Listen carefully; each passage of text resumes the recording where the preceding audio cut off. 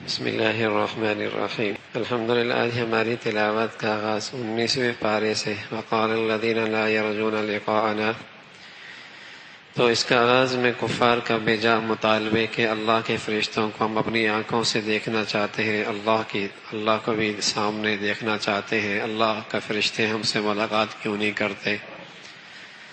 تو فرمایا کہ جب وہ فرشتوں کو دیکھو گے تو وہ موت کی گھڑی ہوگی، اور بغیر ایمان کے تمہارا جانا تمہارے لیے بڑی حسرت کا باعث ہوگا، اور تمہارے حسرت کی اپنی انگلیوں کو بھی چبا لو گے۔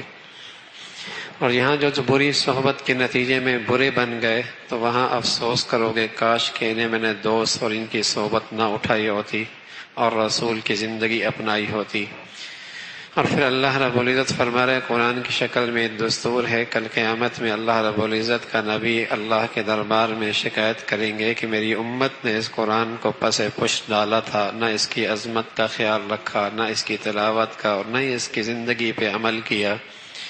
تو اللہ کا حبیب کل قیامت میں امت کی شکایت لے کے اللہ کے دربار میں حاضر ہوں گے کہ انہوں نے قرآن کو چھوڑ دیا تھا۔ کتنے ہیں آج مسلمان جنہیں قرآن کا صحیح تلفظ سے تلاوت بھی کوئی نہیں آتی، اور اسے یہ بھی نہیں پتا قرآن زندگی کا کیا دستور ہے، اس میں کیا زندگی کا طور طریقے ہیں۔ کہنے میں وہ سارے ہی مسلمان ہیں آبا و اجداد کے سلسلے سے۔ تو کل قیامت میں اللہ کا نبی یہ شکایت لے کے اللہ کے دربار میں حاضر ہوں گے۔ قوم عاد قوم نوح کی ہلاکت کا تذکرہ ہے۔ دنیا میں انسان کا سب سے بڑا معبود آج اس کا نفس بن چکا ہے۔ اللہ کے حبیب کو بتایا گیا کہ یہ لوگ جو کفار آپ کی خدمت میں بات سنتے ہیں، حقیقت میں یہ سمجھتے ہی کوئی نہیں، جانوروں کی طرح ہیں، جیسے وہ کوئی نہیں سمجھتا، ان کی مثال بھی ایسی ہے۔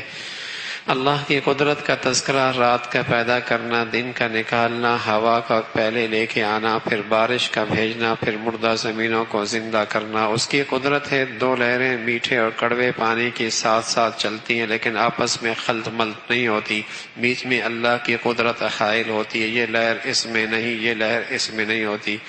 یہ سب اللہ کی قدرت کا شہکار ہے۔ ایک انسان نے، اللہ نے انسانوں کا ایک سلسلہ، ایک کنبہ، ایک خاندان اور ایک پوری قوم اور ایک پوری انسانیت کا سلسلہ شروع فرما دیا۔ پھر اللہ رب العزت کا نبی کسی مخلوق سے کوئی مفاد وابستہ نہیں، لوگوں کو اللہ کی رضا کے لیے مخلوق کو اللہ کی طرف بلاتے ہیں، اسی کا تذکرہ فرمایا۔ پھر رحمان کے خاص بندوں کی صفات ہیں جو رحمان کے بندے ہیں۔ دنیا میں کچھ شیطان کے بندے بھی ہیں، کچھ رحمان کے بندے بھی ہیں، ہر ایک کے خد و خال کچھ علامات اللہ نے بتائی ہیں۔ رحمان کے بندوں کی شان یہ ہے کہ ان کی چال میں عاجزی ہے، اور جب ان سے کوئی جاہل بلا وجہ بحث مباحثہ کرتا ہے، سلام کہہ کے اس سے علیحدگی اختیار کرتے ہیں۔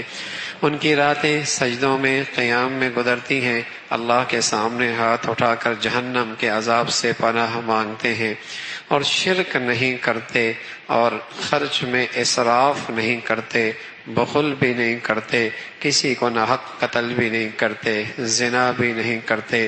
کمیاں کوتاہیاں ہو گئی، اللہ سے سچی معافی مانگتے ہیں، گناہوں کی محفل میں بھی شرکت نہیں کرتے، اپنی دینداری کے ساتھ ساتھ اپنے اہل و عیال کے لیے بھی دعائی کرتے ہیں کہ اللہ انہیں بھی دیندار بنا دے۔ یہ اللہ کے نیک بندوں کے، رحمان کے بندوں کی صفات ہیں جنہیں اللہ جنت کے بالا خانوں کے اندر مسکن اور ٹھکانہ ہمیشہ کے لیے عطا فرمائیں گے۔ پھر سورہ شعراء ہے، اللہ کے حبیب صلی اللہ علیہ وسلم کو تسلی ہے کہ آپ تو لوگوں کے ایمان کے نہ لانے پر کہیں اپنی جان ہی کو ختم نہ کر دیں، صبر کیجئے، تحمل کیجئے، اتنی بھی مشقت نہ اٹھائیے۔ پھر قوم موسیٰ علیہ السلام کا تذکرہ ہے، اللہ نے انہیں معجزے عطا فرمائے کہ لاٹھی پھینکتے اژدہا بن جاتا، ہاتھ بغل سے نکالتے چمکتے لگتے، فرمایا جاؤ فرعون کو میرا پیغام سناؤ۔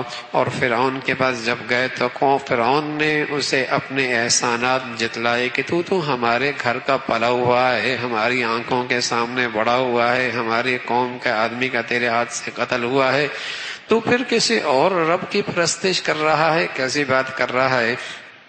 حضرت موسیٰ علیہ السلام نے اسے ظاہری اللہ کے قدرت کے نمونے نقشے دکھائے، دیکھو زمین و آسمان کا پیدا کرنے والا میرا رب ہے، مشرق مغرب کا میرا رب ہے، یہ میرا رب ہے۔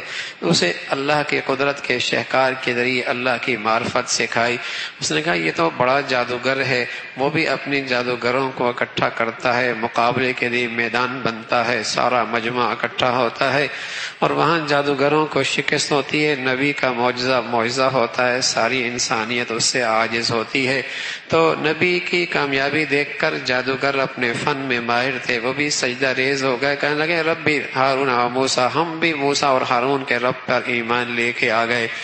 اور فرعون کی سرکشی انتہا کو پہنچی، دھمکی پہ اتر آیا، ان کو قتل اور ان کی پھانسی کی سزا سنا دی۔ جادوگر اپنے ایمان سے نہ ہٹے۔ ایمان کیا تھا؟ پہاڑوں جیسا مضبوط ایمان کی دولت اللہ نے انہیں چند لمحوں کے اندر عطا فرما دی تھی، اس کا تذکرہ فرمایا۔ پھر حضرت ابراہیم، پھر قوم حضرت موسیٰ علیہ السلام قوم کو لے کے آئے اور وہ اپنا لاؤ لشکر پیچھے لے کر گرفتار کرنے کے لیے آئے۔ آگے جب قوم بنی اسرائیل کی موسیٰ علیہ السلام کی قیادت میں پہنچی تو آگے دریا ہے، پیچھے فرعون ہے، گھبرا گئی، اب تو مارے گئے۔ فرعون موسیٰ علیہ السلام کہاں لے کے آ گیا؟ آگے دریا ہے، آگے جاتے ہیں تو ڈوبتے ہیں اور مرتے ہیں، پیچھے دیکھتے ہیں تو دشمن کے ہاتھوں میں جاتے ہیں، تو ہمیں کہاں لے کے آ گیا؟ نبی کا یقین بھی عجیب ہوتا ہے، سارے موت کے نقشوں کے اندر نبی پھر بھی مطمئن ہوتا ہے کہ اللہ اللہ ہے، اپنی قدرت کے ساتھ ہے، چاہے تو دشمن کے اندر سے راستے نکال دے اور چاہے تو سمندر دریا کی طغیانیوں کے اندر سے زندگی کا سامان پیدا کر دے۔ یہ جتنا نبی اپنے اللہ کو پہچانتا ہے مخلوق میں کوئی نہیں پہچانتا، اس لیے اس معرفت کے بقدر ان کو اللہ کی قدرت پر، طاقت پر یقین بھی ہوتا ہے۔ بظاہر سارے نقشے موت کے ہیں لیکن نبی کہتا ہے اللہ میرا ساتھ ہے، میرا اللہ مجھے راستہ ضرور دے گا۔ سمندر کے اندر لشکر کو بھی اپنی ساری قوم کو ڈال دیا، اللہ رب العزت نے لہروں کو یوں دیواروں کی طرح کھڑا کر دیا، دیواروں کی طرح کھڑا کر دیا۔ ہر پورے قوم کے سارے قبیلے مختلف راستوں کے اندر ایک دوسرے کو درمیان میں کوئی نہیں دیکھ رہے، دیواروں کی طرح لہریں کھڑی ہوئی، دریا سے پار ہو گئے، سمندر دریا کے اندر سے نکل گئے۔ تو پیچھے دشمن نے دیکھا کہ راستہ بنا ہوا ہے اور یوں لہریں اوپر ہیں، پانی کے اندر سے چلتے جا رہے ہیں، انہوں نے بھی اپنی فوج بیچ میں ڈال دی۔ اللہ ہے کسی کے لیے ایک ہی چیز کو زندگی کا سامان بنا دے اور وہ اللہ ہے جس کے لیے چاہے اسے موت کا نقشہ بنا دے۔ اور وہی قوم، وہی فوج اپنے لاؤ لشکر کے ساتھ دریا کے نظر ہو گئی۔ اللہ کی قدرت ہے بھائی، اللہ آج بھی اپنی قدرت اور طاقت کے ساتھ موجود ہے، چاہے تو زندگی کے نقشوں سے موت دے دے، موت کے نقشوں سے زندگی دے دے، مرضی اس کی ہے، قدرت اس کی ہے، طاقت اس کی ہے، بس اس کے چاہ لینے کی بات ہے۔ یہ قرآن کا سارا منظرنامہ اور یہ انبیاء کے دشمنوں کا یہ انجام اور ذلت آمیز شکست اور ان کی تباہی اور بربادی اہل ایمان کے لیے ہمت اور حوصلے کا سامان ہے کہ اللہ کے بن کے دیکھو اللہ تمہارے دشمنوں کو کیسا ملیا میٹ کرتا ہے، اور پھر اللہ کی قدرت تمہارا ساتھ کیسے دیتی ہے۔ اللہ کے دشمنوں کے ساتھ یہ معاملہ پہلے بھی زمین پہ ہو چکا ہے، آسمان نے بھی یہ منظر دیکھا ہے۔ تو یوں فرعون کی ساری قوم افارا لشکر لاؤ لشکر اپنے باغوں سے نکل، اپنے محلات سے نکل کر دریاؤں کے نظر ہو گیا اور وہ بربادی اور ہلاکت کا نشان بن گئے۔ فرعون کی لاش لہروں نے اسے باہر پھینک دیا، آج بھی اس کی لاش عبرت کا نمونہ بنی ہوئی ہے۔ پھر حضرت ابراہیم علیہ السلام کی وحدانیت کا اللہ کا پیغام دیتی ہوئی اور بڑے سادے انداز میں اللہ کا تعارف کراتی، اللہ ہی ہے جو مجھے کھلاتا ہے، پلاتا ہے، زندگی دیتا ہے، موت دیتا ہے، بہت سادے انداز میں اللہ کا تعارف کرا رہا ہے۔ اللہ ہی ہے جو صحت دیتا ہے، بیماری دیتا ہے، شفا بھی اسی کی طرف سے بھی ہے۔ بیماری بھی اسی کی طرف سے بھی ہے، کھلاتا بھی وہی ہے، پلاتا بھی وہی ہے، زندگی بھی اسی کے ہاتھ میں، موت کے نقشے بھی اسی کے ہاتھ میں ہے۔ اللہ سے فریاد کرتے ہیں اے اللہ میرا تذکرہ خیر باقی رکھنا اور مجھے اپنے پیاروں میں شامل کر لینا۔ اللہ رب العزت نے قیامت کا تذکرہ فرمایا، جہاں نہ مال کام آنا ہے نہ اولاد کام آنی ہے، صاف ستھرا دل کام آئے گا جس میں اللہ کی محبت ہوگی، اللہ کی رضا کا سچا جذبہ ہوگا۔ یہ سکہ کل قیامت کی منڈیوں میں چلے گا، نہ مال و دولت چلیں گے، نہ جوان اولادیں کسی کام آئیں گی، ہاں صاف ستھرا دل جس میں اللہ کی وحدانیت اور اللہ کی محبت کی دولت ہوگی وہ کام آئے گا، اس کا تذکرہ فرمایا۔ پھر قوم عاد کا تذکرہ ہے، کیسے بڑی مہارت اور قوت اور طاقت رکھنے والی قوم تھی کہ پہاڑوں کو تراش کر محلات بنایا کرتی تھی، لیکن اللہ کی پکڑ تو بڑی سخت ہے، جب پکڑ پہ آ جائے تو ساری قوت طاقت اسی کی دی ہوئی ہے، اس کی طاقت کے مقابلے میں کہاں ٹھہر سکتی ہے۔ قوم سمود کا تذکرہ ہے، پھر قوم ہلاکت کا، قوم لوط کی ہلاکت کا نقشہ ہے، جو بے حیائی اور فحاشی کی انتہا پر تھی، لیکن اس پہ آنے والا عذاب بھی غیر معمولی تھا، پتھروں کی بری بارش ہوئی ہے۔ پھر قوم شعیب کا تذکرہ ہے، بڑی سرمایہ دار صنعت اور تجارت میں اپنے پاؤں پہ کھڑی ہوئی قوم تھی، جس کی معاشی حالات بڑے مضبوط تھے، لیکن ناپ تول میں کمی کرنے والی، اپنے نبی کی تعلیمات سے روگردانی کرنے والی۔ اللہ نے اس قوم کی ساری اقتصادی اور تجارتی منڈیوں کو جسے کہیں کہ تیز نیز کر کے انہیں عبرت کا نمونہ بنا دیا۔ پھر اللہ کا کلام ہے، اس کا تعارف ہے کہ اللہ کا کلام رب العالمین کی طرف سے آیا ہے، جبرائیل امین لے کے آیا ہے، محمد رسول اللہ کے دل پہ اترا ہے، اس کی زبان عربی ہے۔ اللہ کا نبی شاعر کوئی نہیں، اللہ کا کلام کہتے ہیں، اللہ کا دیا ہوا سکھایا ہوا کلام ہے، کسی انسان کا سکھایا ہوا کوئی نہیں۔ پھر اللہ کے نبی کو تلقین ہے کہ دعوت کا کام، دین کی خدمت کا کام اپنے گھر سے کیجئے، خاندان کو پہلے اپنا خاندان کو اس کی طرف پہلے متوجہ کیجئے، اس کا تذکرہ فرمایا۔ پھر سورہ نمل ہے جس میں قرآن کی عظمت کا تذکرہ ہے، اہل ایمان کے صفات ہیں، ایمان والے نمازوں کو قائم کرتے ہیں، اللہ کا دیا خرچ کرتے ہیں، یہ اللہ کے فرما بردار لوگ ہیں۔ موسیٰ علیہ السلام کو جو اللہ نے نبوت دی تھی اس کا تذکرہ ہے، پھر نبوت کے ساتھ جو معجزے دیے تھے ان کا تذکرہ فرمایا، اور پھر حضرت سلیمان علیہ السلام کو جو اللہ نے غیر معمولی سلطنت دی تھی اس کا تبصرہ قدر تفصیل کے ساتھ ہے کہ حضرت سلیمان علیہ السلام کو روحانی دنیا کی نبوت، سب سے بڑی دولت نبوت بھی ملی تھی، اور مادی دنیا کے نقشوں میں ایسی سلطنت ملی تھی کہ ہوائیں بھی آپ کے حکم کے تابع تھیں، جنات بھی آپ کی بات مانا کرتے تھے، پرندوں کی بولی بھی آپ جانتے تھے، بلوں سے نکلنے والی چمٹیوں کی زبان سے بھی آپ باخبر تھے۔ ایسی غیر معمولی سلطنت تھی، لیکن سبحان اللہ نعمتوں کی انتہا تھی، لیکن سلیمان کی زندگی میں عاجزی اور انکساری کی بھی انتہا تھی۔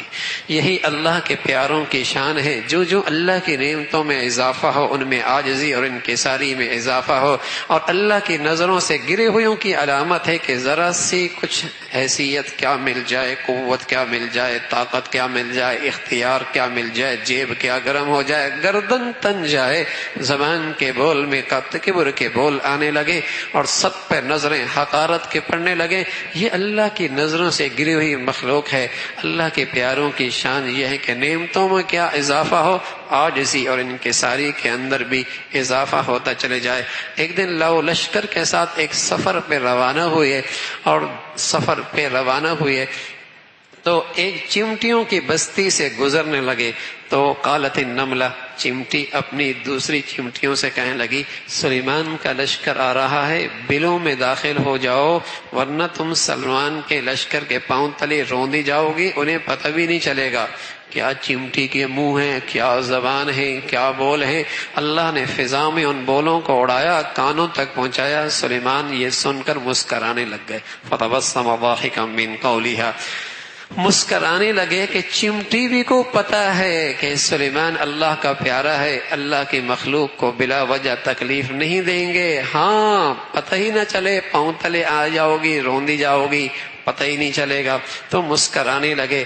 ایسا اللہ کی طرف سے انعام اور ایسی اللہ کی شان دیکھ کر سلیمان علیہ السلام ہاتھ اٹھانے لگے، اے اللہ اتنی نعمتیں دے رکھی ہیں، اب فضل فرما، تیری نعمتوں میں وہ کروں جس سے تو راضی ہو جائے۔ اللہ کی نعمتوں کا حق یہ ہے میرے عزیزو کہ اللہ کی نعمتوں میں وہ کیا جائے جس سے اللہ راضی ہو جائے۔ اللہ اختیار دے دے، کوئی قوت دے دے، کوئی عہدہ دے دے، کوئی منصب دے دے، کوئی حسن دے دے، کوئی آنکھوں کی چمک دے دے، کوئی جوانی دے دے، سوسائٹی میں عزت دے دے، مقام دے دے، یہ ساری اللہ کی نعمتوں کی شکل ہے۔ ان ساری نعمتوں میں رہ کر وہ کرو جس سے اللہ راضی ہو، یہ ان نعمتوں کا حق ہے۔ تو سلیمان علیہ السلام مسکرانے لگے، اور جب دیکھا اپنے سارے لشکر میں تو دیکھا کہ ہدہد نظر نہیں آ رہا۔ ہدہد ایک پرندہ ہے جس کے سر پہ تاج سا ہوتا ہے، اور اللہ نے عجیب اس میں صلاحیت رکھی ہے، وہ اپنی چونچ کے ذریعے معلوم کر لیتا ہے پانی ہے یا نہیں، یہاں پانی ہے یا نہیں۔ اس پہ ہم نے اسے دیکھا ہے، وہ اس کو اللہ رب العزت نے ایک تاج پہنایا ہوا ہے، اس میں یہ صلاحیت موجود ہے۔ تو لشکر کے لیے پانی کی ضرورت تھی، ہدہد کو تلاش کیا کہ بتا دے کہ یہاں پانی ہے کہ نہیں، پھر جنات پانی نکال لیں، اس لیے کہ سارے ساتھ موجود تھے، انجینئر بھی ساتھ تھے، مزدور بھی ساتھ تھے، ساری ساتھ تھے۔ تو جب اس کو دیکھا کہ فتفقد الطیر تو فقال ما لی لا ارى الهدهد، پتہ نہیں ہدہد کہاں ہے بھائی، نظر ہی نہیں آ رہا۔ حضرت سلیمان فرمانے لگے شاید کسی کے پیچھے بیٹھا ہو، چھپا ہوا ہو، یا ہو سکتا ہے لشکر سے بغیر بتائے ہی نکل گیا ہو، آنے دو، یا تو اس کو سزا دے کے ذبح ہی کر دیں گے، یا پھر اگر اس کی معقول عذر ہوا تو معاف بھی کر دیں گے۔ اتنا ہی میں ہدہد آ گیا اور آ کر کہنے لگا فمکث غیر بعید فقال احطت بما لم تحط به وجئتك من سبأ بنبأ یقین، سلیمان میں وہاں سے آیا ہوں جہاں کی خبر آپ کو بھی نہیں ہے۔ اچھا وہ ہدہد بھی جانتا ہے کہ عالم الغیب صرف اللہ ہے، اللہ کا نبی عالم الغیب نہیں ہے، وہ بھی جانتا ہے کہ سلیمان نہیں جانتا، اللہ ہی جانتا ہے۔ کہنے لگا میں وہاں سے آیا ہوں جہاں کی خبر آپ کو کوئی نہیں، ملک سبا سے آیا ہوں، اور اس قوم کی مت ماری گئی کہ ان کی حکمران ایک عورت ہے اور وہ پرستش کرتے ہیں سورج کی، اور اللہ نے انہیں سب کچھ دے رکھا ہے۔ اے سلیمان علیہ السلام ابھی دیکھتا ہوں تو سچ بول رہا ہے جھوٹ بول رہا ہے، میرا پیغام لے کے جا، خط لے کے جا، اور جا کے ملکہ کو دے کے آ، اور اس کا مضمون تھا انہ من سلیمان وَإِنَّهُ بسم اللہ الرحمن الرحیم اللہ تعالی علیہ فأتونی مسلمین۔ یہ خط کا انداز اور مضمون تھا، آرام سے آ جاؤ فرما بردار بن کے، بس یہ بات تھی۔ خط سلیمان کی طرف سے ہے اور اللہ کے نام سے سلیمان شروع کر رہا ہے، پیغام یہ ہے اللہ تعالی علیہ واتونی مسلمین۔ اس کے پاس سفارتوں کے بہت بڑے ملکوں کے خطوط آتے رہے، پیغام آتے رہے، لیکن یہ انداز بھی سفارت کا بڑا انوکھا تھا اور خط کا مضمون بھی بڑا غیر معمولی تھا۔ گھبرا گئی، اپنے سارے مشیروں کو، وزیروں کو اکٹھا کیا، پارلیمنٹ کے اندر سارے اکٹھے آ گئے، کہنے لگے افتونی فی امری ما کنت قاطعۃ امرا حتی تشہدون، میں ایک بڑے معاملے کے اندر تمہیں اکٹھا کیا ہے، ایک مسئلہ درپیش ہے، یوں خط آیا ہے، یوں پیغام آیا ہے، مشورہ دو۔ ہوتے ہیں نا جیالے، وہ جیالے ہوتے ہیں، کہنے لگے جہاں آپ کا پسینہ گرے گا وہاں ہمارا خون گرے گا، آپ کی حکم کی دیر ہے، ہماری گردنیں کٹ جائیں گی۔ تو نہ جانے وہ کیا کچھ کہنے لگے۔ تو عورت تھی سمجھدار، جانتی تھی کہ معاملہ اس سے حل نہیں ہوگا، پہلے دیکھتے ہیں یہ بادشاہ دنیا پرست ہے یا کوئی اور ہی مخلوق ہے، مال و دولت کا ایک بہت بڑا جیسے کہیں کہ سلسلہ اکٹھا کیا، اور بہت سارے سونے اور چاندی کے جیسے کہیں کہ سامان اکٹھا کر کے وہ روانہ کیا کہ دیکھتے ہیں کہ اگر یہ دنیا دار ہے اور مال پر فدا ہے تو پھر تو مقابلہ کر سکتے ہیں۔ جیسے یہ مال لے کر وہاں داخل ہوئے، سلیمان علیہ السلام کو ہدہد نے بتایا کہ میں نے پیغام دے دیا ہے لیکن وہ تو آپ کی طرف ہدیے میں مال بھیج رہے ہیں۔ سلیمان علیہ السلام فرمایا جہاں سے داخل ہونے لگے ملک میں، میری سرحد میں داخل ہو جائیں، وہیں سونے چاندی کی ٹائلیں بچھا دو، وہیں سونے چاندی کے پتھر لگا دو، تاکہ اسے پتہ چلے کہ سلیمان کو مال کی ضرورت کوئی نہیں۔ اور وہ تو حیرت زدہ ہی رہ گئے. اور پھر حضرت سلیمان علیہ الصلوۃ والسلام فرمایا کون ملکہ کا تخت لے کے آئے گا، کون تخت لے کے آئے گا اور کون جلدی سب سے پہلے لے کے آئے گا؟ قال عفریت من الجن انا آتیک به قبل ان تقوم من مقامک، آپ اس مجلس سے اٹھیں گے نہیں، میں اس کا تخت لے کے آتا ہوں. قال الذين اوتوا العلم، جسے اللہ نے اپنا علم عطا فرمایا تھا، اس نے فرمایا نظروں کے جھپکنے سے، آنکھوں کے جھپکنے سے پہلے تخت حاضر ہو جائے گا. اور ایسا ہی ہوا.